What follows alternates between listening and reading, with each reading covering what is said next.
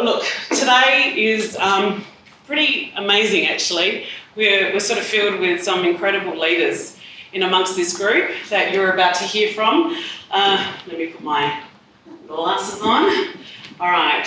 Do we have the slide? Next slide. The intro? No? That's okay.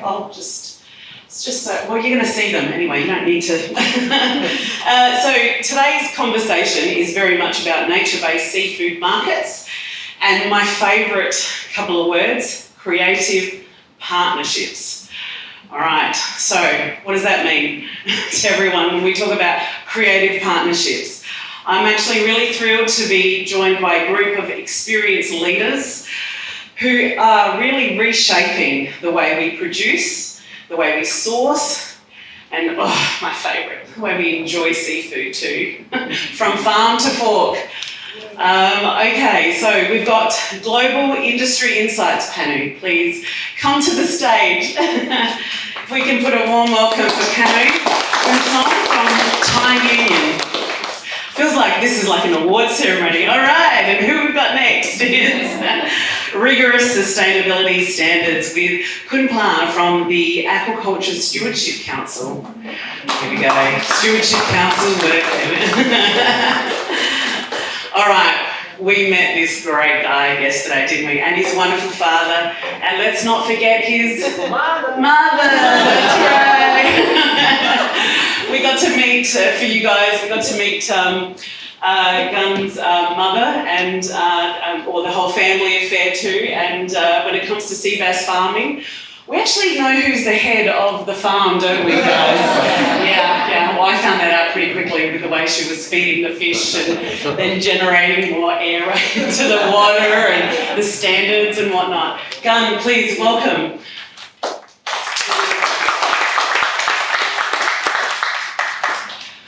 Okay, and here from Thailand, this guy, I'll tell you what, as a creative and as a designer too, I saw this book and just went, wow. If you don't know about Chef Black, he is really someone who comes from the ever curious and creative Blackitch Artisan kitchen, whose new book really is literally making waves. Quite literally in how we think about Thai fish. So we're going to talk and unpack a little bit more about this book, but just judging by the cover too, how many species you can see. Sorry, am I moving around? No, just watch your head. I'll watch my... No, wouldn't that be a great show? Just knock me right out. Chef Black, can we all please put our hands together for Chef Black? Yeah, you're welcome to. Oh, you got me in the middle. All right. Because, it's all about how we glue people together. Okay, so actually before I start, I would like to I did my little intro, and that's how externally, just a brief headliner of how we see you. But if you could just introduce yourselves. And one thing I would actually love to know is which one of your skills really motivate you? This is my coaching coming out, guys. Thank you, Christine. Hello, everyone. Nice to meet you. If you don't know, my name is mean fish in Thai. Yeah. It's quite funny. Yeah. And I'm working with seafood because I love seafood. There's a really simple reason why I work in this area and industry. And of course, everyone, when you love to eat seafood, let's say simple word, you want to eat a clean food, right? So there's a short reason why I work with sustainable and responsible scheme. Yes. Yeah. That's a great mission. Huh? So a little bit background. I have a background in, of course, in law. I graduated in law and fishery science. So my knowledge and my experience quite mixing between how we can drive the policy, how we can drive the people to move the way that the world will improve to the better way through the advocacy, through the policy. Yeah. Just try. You actually stole my line. But anyway, so my name is Panu Boonsong, right? My nickname is Nu. I am a group manager of Thai Union, so focusing on aquaculture sustainability. So I oversee the companies and shrimp supply chain around the world, from Thailand, India, Vietnam, Indonesia, and Ecuador. Right? So we have footprint around the world. Just a bit of introduction for Thai Union. We are one of the world's largest seafood company in the world. We're actually the world's largest canned tuna producer. So we have 25% market share. So every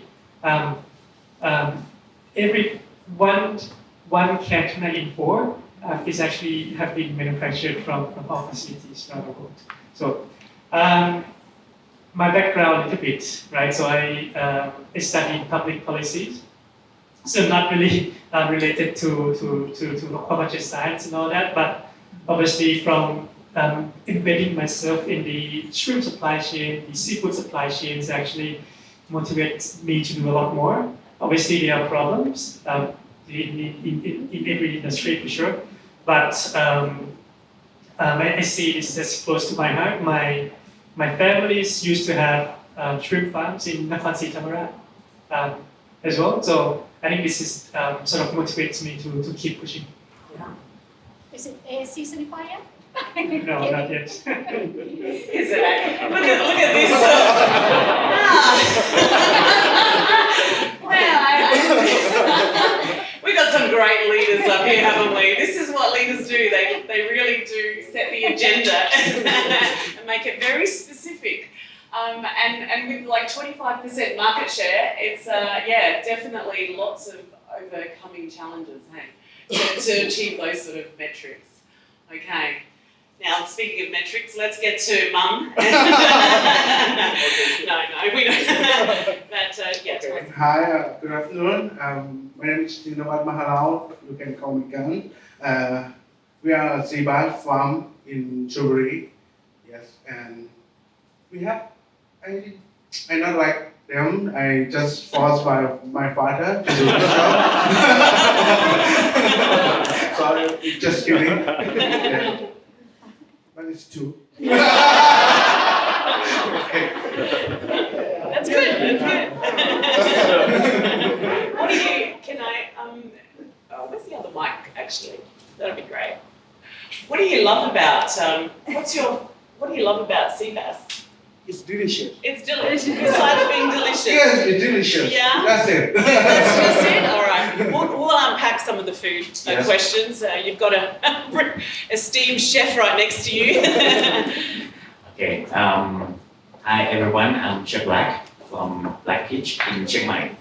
So you can see the book at the back that we worked for 2 years for this book, and from now, lucky us that we have the English version. Yes. And so because the first edition is Thai for the Thai edition is sold out. Yes. 1,500 copies, and there is the other 1,000. So you sold out Yes, already? sold out, yes. Look at that. That's Yes, amazing. and actually my background from past I'm an engineer and a civil engineer, but my family business is the restaurant. Yes. In Chatham. Yeah. Yeah, he's Yeah. from. Yes, that's why we came here together. Yeah. Just met today. That's great. Yes, and in my restaurant, I'm focused about the raw material and the material ingredient all around Thailand, Yes. and not only seafood, but today we focus on seafood. Okay, that's why this is a pain point of the people in Thailand and also in other countries as well. They from now for demand and for the people they know just a couple of just a little the names of the fish or only 4 or 5 kinds of the fish Yes. that you have it. But okay. Yes. Okay. But this book, we have the fish only 130 something, but in Thailand we have 3,000 Wow. species of the fish. But what we just start from like a 10% or Yes. something, let them know more about the fish and the seafood in Thailand. Because if you know more, you can support Yes. and can work together with our farm or with the university for work more innovation. Because you have to balance about the wild seafood Yes. and farm. If you know more, you can expand the knowledge more and sharing to the people as well. Absolutely. Thank you for that. And 120 species? 30, yes. 130 species, okay. And over 3,000 species exist in just Thai fish species alone? Yes. Just only Thai just fish. Fish, yeah. Just Thai fish. Mhm. So that actually goes to show, guys, too, when you like his book is based on a super niche. So being really focused is very, very important. Know who your target audience is, understanding what the needs are, and naming it, identity. How you show up, how this book shows up. Speaking of which, actually, I'm really curious. What's your favourite seafood dish?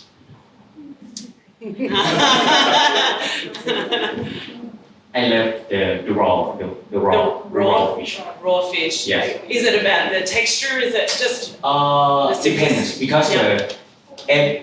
any kinds of fish they have their own character. yes? That's why I want to try everything. Everything.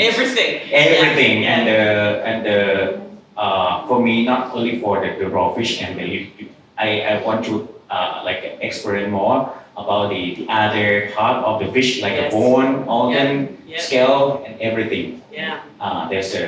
It's my job. No, but it's the whole fish, Yes. really, Yes. holistically, and this is what I guess sustainable Mhm. practices are too. Yes. Looking at the whole system. We've got a whole system here, from rigorous, certification to global exporting and how we present ourselves, to the actual farmer, the boots on the ground, the hard worker, hard mum,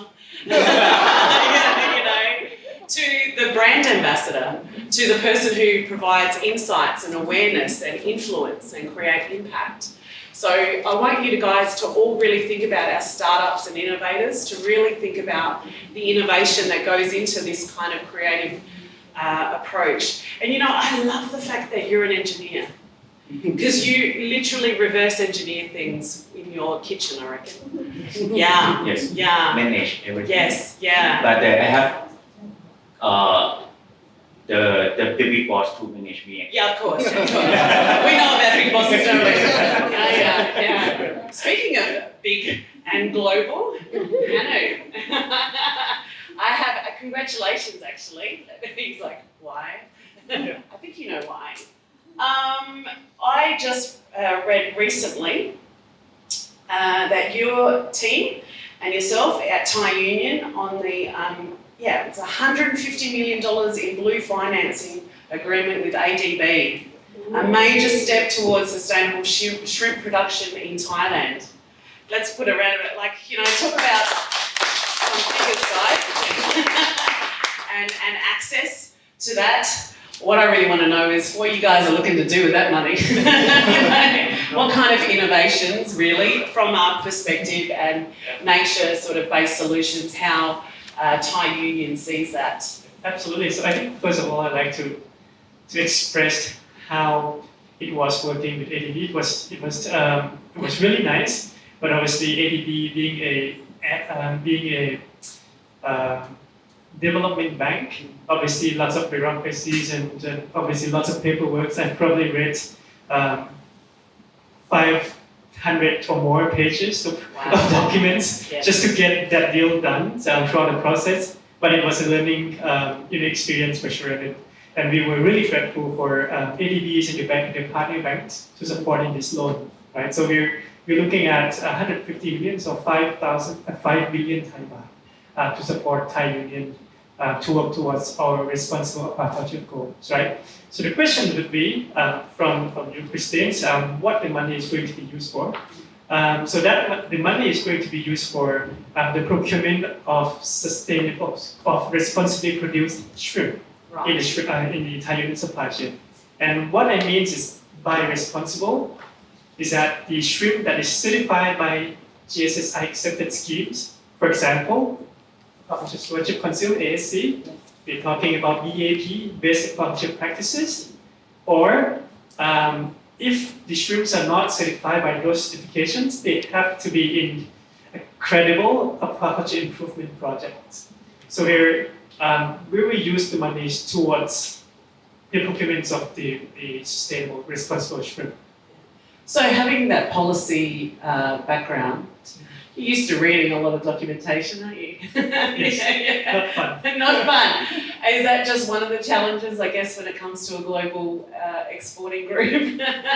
But, you know, and probably your partnership with ASC too, and Kumpla, basically, you know, the relationship building, the creative, you know, is there, what are sort of some of the go-to insights that you can offer? You know, what would a typical conversation actually look like between you two? It's quite tricky. Yeah. Okay. To be honest, it's quite tricky, but it's a good thing. Yeah, Complain sometimes. I could have a lot of agreement sometimes as well. Because of course, from the business perspective, they have the goal, the target that they have to go, right? Right. They cannot spend a lot of money with something that they not get in return. So we have to show, as us, we have to show the value to the business sector, and in the meantime, it could turn to the benefit could turn to the supply chain as a whole picture as well. To be honest, this time we have a lot of exchange conversation together, and also we have some personal conversation as well to see each other mindset. And the good thing is that I see that we have the same thing that we want as a new generation. Right. We want to see the better future for not just only for Thailand, but for the whole picture of the region or the global. We share a lot of challenges that we have and try to together to find a solution together to make sure that everyone will get a win-win solution for everything. But in the meantime, all both personal and professional relationship or transparency. Transparency. Okay, so this is about value sets, really, and being aligned on each other's value, I guess too. Not only just, but even I guess from ambassadorship from Thai Union and ASC to yourselves too. So it's a real integrated mix. Has there been some conflict with that? Has there been an sort of some quite things that haven't really aligned? Because there's always the passion, like we heard before earlier in our panel session, passion is what drives things too, which is good, but in reality, you can have all the passion if you want, but if you're not aligned with the same values, if you don't have the right, if you don't look at the external factors of things can go wrong, or push from other things that we know too when you get large investments and working with venture capitalists too. Sometimes your concept and your vision or your goal gets watered down pretty quickly, doesn't it? Would you say that that's the case? Is that one barrier that's to overcome? I think there's always arguments for sure. Sure. As Kumpla mentioned, right? I think the purpose and the objectives, obviously, from a private company like Thai Union and a non-profit organizations like ASC, it's going to be somewhat different, for sure. Right, but obviously we're going to need to find, or to balance, I think, common ground, where we can really work together and drive changes, right? And obviously without compromising the requirements of the AC standard itself, and obviously we need to respect that. But obviously we're going to need to find a way for us to really work together, right? Maybe we walk 5 steps ahead, maybe came back 2 steps or 1 step, and then again walk another 5 steps. So this is, I think this is how we work, how we've been working in the past 2 years as well, right? Obviously it's not, walking in a flower road or something like that, obviously. Yes. Lots of discussions, and I wouldn't say it's arguments, but it's just disagreement and where it's finally resolved. Yeah, I'm wanting to look at the adoption of innovation, really, because this is, something that when we're scaling nature-based aquaculture, we have to try to make any progress, we have to be very innovative and not just critically thinking about the landscape, but also creatively thinking. So what kind of innovations do you look for when you're sort of working through some of these next approaches, or do you see in play? But yeah, for both of you, yeah. Is there certain drivers that you're looking for? So the way we work together is that, because it's a good thing that AC is a third-party audit. So we both not involved in the certification. Sure. But the way that we try to drive and impact together is that, because Thai Union team, they have a ground team, they understand the challenge. Well, if you understand the challenge for the producer, it's really tough when you have to fighting with how you can maintain the production. In the meantime, you have to encountering the climate change, how you can make sure that those crops will survive, and a lot of requests from the buyer side. So Thai Union teams, they have a good passion to identify what is a challenge that producers have, and then reflect to us as a scheme owner, and also we are the researcher as well. We also reflect to our startup teams that you have to thinking about a solution and innovation that you can serve to make sure that the standard will be feasible for the producer, and in the meantime can reduce some pressure for the climate change. For example, we have some project together to develop some the data collection or the water quality sensor to make the producer life easier, and also it could improve to the supply chain in terms of the traceability system as well. It could be another innovation that we can adopt as well. Yeah, great. I'm not so sure if Okay. Because you also have a video too. Yes. That is like that. This is seen as an example. Can you explain a little bit about the video we're about to see? In the second, you will see the video clip from the project that we have in Bangladesh. If you understand that usually the responsible scheme, standard scheme, mostly will focus in some producer that they have the potential to develop, right? Sometimes we also got a question that this is something that just only facilitate for the big business, big player, or for monopoly business or not. But another effort that AC and together in the future that Thai Union try to do, we also try to help the smallholder farmers to we build the capacity for them, we provide training for them, and in the clip, the project we work with the buyer from Germany, we work through the supply chain. We work with the buyer, and also the buyer also contribute some support or financial subsidy to the smallholder in Bangladesh to help improve the supply chain in the country. This is another thing that I would like to highlight as well, that you guys can fill the gap in that area, because this project initiated from the German buyer because somebody like a middleman try to cheating, inject the gel into the shrimp and sell to the consumer. So that's why the consumer not trust in the shrimp produced from Bangladesh. German buyer try to remove this problem by try to educate, try to provide training, try to come to support the livelihood, because otherwise, if the supply chain destroy, it means the people, the community also just destroy as well, because they cannot do anything, right? Only one property that they can do is they do a farming, they do aquaculture. So let me pause for a while and then you can go. Can I just insert, Yes. because I like the point that you just made. Yes. I think, so we've got a room full of innovators. Yes. Yeah, right. I think any innovations that are going to create solutions for the shrimp supply chain is going to be really useful. especially if it's concerning sustainability. So if you're looking at buyers, the main buyers around the world, I'm talking about Costco, I'm talking about Walmart, those big names, they have sustainability policies as well that they have to follow. And if you have solutions and your innovations that could answer or solve the problems, set by those buyers, and obviously those problems cascade down to companies like Thai Union, right? This is going to be really good. It's a win-win-win solutions, right? The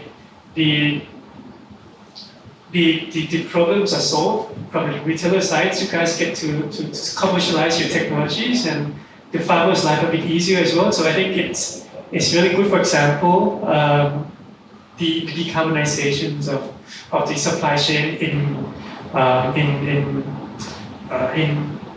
the retailers' supply chain, right? You think about it. You're looking at Costco or Walmart. How many SKUs do they have to deal with every day, right? Thousands, tens of thousands SKUs, and these companies have commitments on scope greenhouse gas reductions as well. And do you think they have the time to look at each of the SKUs, each of the product categories, how it's actually going to be decarbonized? No, they have a really small team, maybe 10, 20 max. And obviously, these people are tied up with other businesses, things like procurement, supply chain engagement, etc. Right, which is not enough time for them to look at how to push forward the sustainability. So we are in the upstream supply chain. We have the role to provide the solutions, right, to these to the market demands, right? And if you guys can crack that, I'm sure it's gonna take off.